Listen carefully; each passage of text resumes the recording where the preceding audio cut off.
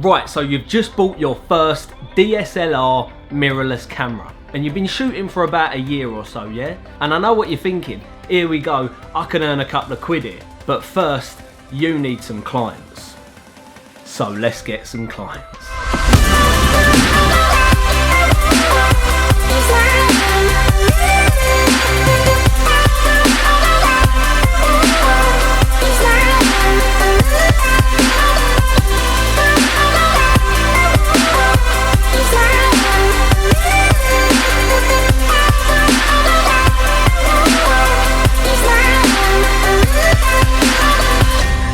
What's going on, you lot? What are you all saying? So as you all know, I make commercials, promotional videos, corporate videos, any kind of video content for my clients. But the question I get all the time is, but how did you secure your first client? How did you continue to grow your client base to the client base you've got today? So I'm gonna let you in on a little bit of a secret that I've never really told anyone on how I planned to get my first couple of clients. I hope none of my mates are watching this because it might get me in a little bit of trouble, but you got to do what you got to do to get where you need to go in life, don't you? So yeah, let's crack on with this one. So when I was at film school and I was about to graduate and then come back to Essex, which is where I live now, I made sure that everyone in my social circle and in my local area know that I was a filmmaker. And boy, did I let them know. The reason I wanted everyone to know that I was a filmmaker, videographer, was because I knew around this time, all of my friends, all of the people in the wider social circle that I know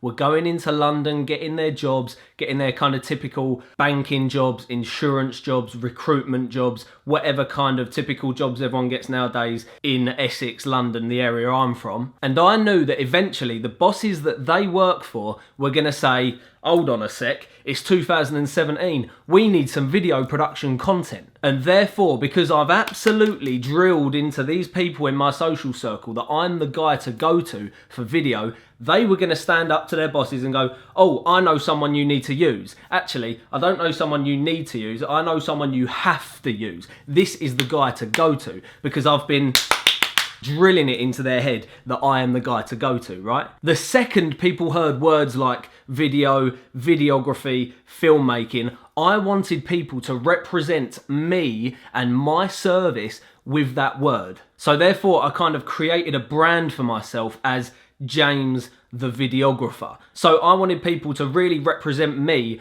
for what I'd done, not for who I am. Anyway, a couple of weeks into being a videographer, I'll tell you why I put them in quotes in a sec, I got my first call up from a bank in London that one of my friends just so happened to work for, right? So the bank called me up and said, hi James, we've been recommended to you by so-and-so in our business and we'd like you to do some video production for us. I then said, yes mate, not a problem. Fast forward 3 or 4 years later and I'm still servicing them same clients. So anyway, that is how I gained my first couple of clients. So in this video, I thought I'd break down the process of how I'd done that. So let's get into this. Tip number 1, tip number uno, get good at your craft. Get good at videography. Make sure you know your camera inside out, no framing, no composition, exposures, know how to tell a story, right? So you just need to get good at what you do. You don't need to be excellent to start making money from videography, but you need to at least know the basics and actually impress some people with your videography skills. If your videography isn't that good,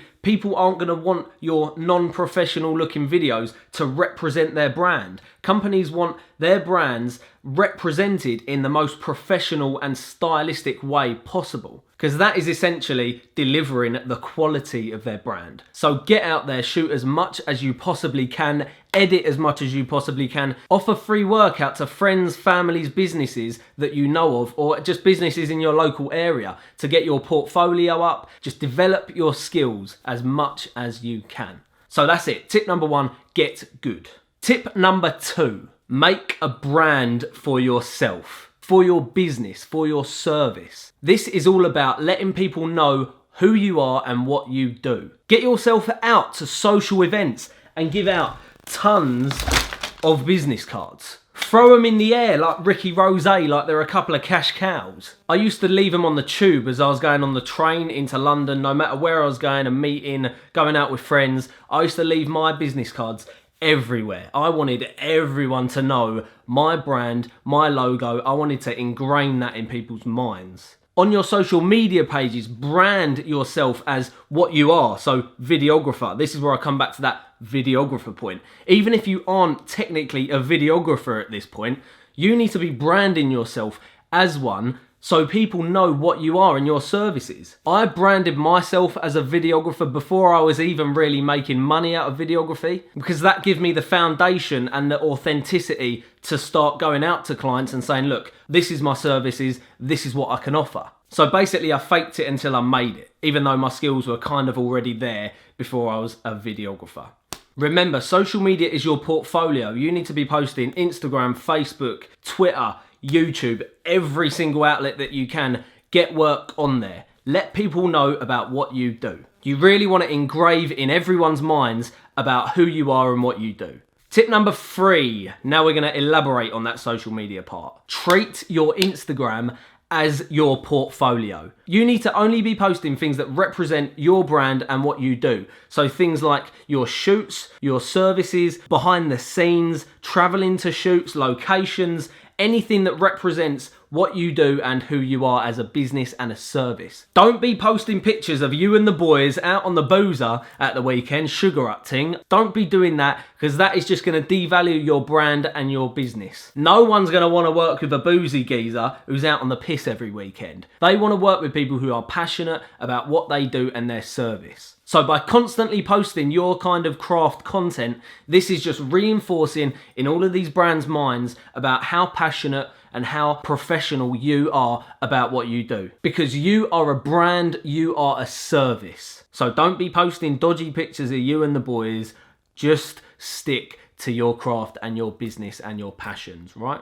Tip number 4. Put everything into every piece of work that you do. Even if you've got one client, put your heart and your soul and every bit of creativity that you've got into that one client. Because if it happens to turn out brilliantly, that company is going to recommend you to other companies, and they can tell that you've delivered them a quality bit of work. They're going to want you back again for more work. And that's when you can say, hold on a sec, mate, you're going to have to give me a couple of wongers here. Because you're delivering that client value. You're delivering that business value. You're not delivering value if your product, your video is crap. And also, you never know whose lap your work is going to fall in. And that's when an opportunity will come and people will go to you, oh, you're so lucky, man, you're so lucky.